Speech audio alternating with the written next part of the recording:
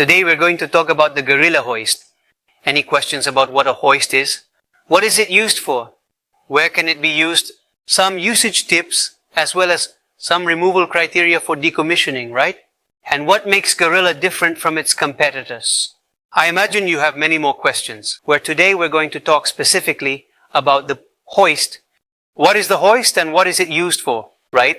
It's a mechanical lifting device that requires the movement of a lever, regardless of its position or angle.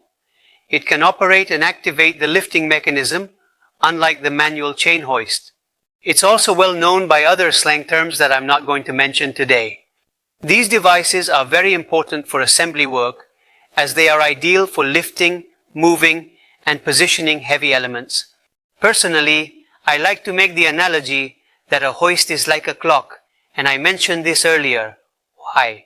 Because a clock has many parts and pieces that work together to allow it to function, and the same happens with a hoist. In the case of a hoist, it has around 72 pieces, some of which include the lever, the drive shaft, pins, chain and hooks, bearings, brake disc, gear disc, transmission shaft, rollers, pulley, springs, nuts, pins, safety devices, and many more.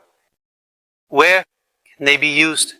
They are used in workshops or industries that handle very heavy materials, which can be seen in all types of industries, from vehicle workshops, pulp mills, construction, agriculture, transportation, mining, among others.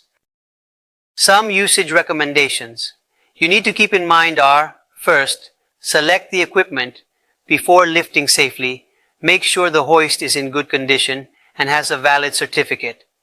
Always when using it, you have to do it from the center of the throat, and with this, you need to avoid deformations.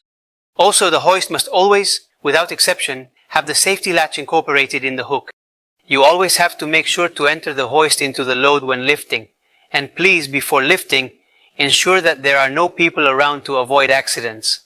What you should never do when using this equipment is, don't drag it, don't place loads on it when it's not in use, don't leave it outdoors for long periods of time, don't knot or twist the lifting chain, don't interfere with it, and don't leave it with machines.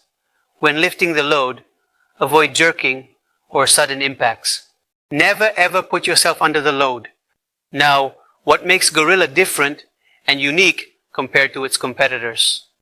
There are many reasons, really. First of all, we have hooks made of hot forged alloy steel, tempered and normalized. Second, our safety devices are made of forged steel. The standard lifting height of these hoists is 1.5 meters, but we also make them to measure, and according to each customer's requirements. The gear covers are stamped in steel.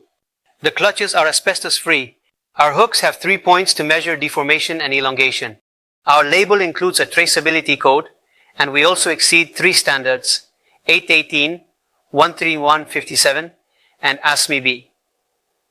It incorporates a design and safety factor of 4:1. Now, the last question is how to inspect this equipment. Make sure the label is visible and contains the information required by international regulations. Always keep the manufacturer's quality certificate on hand.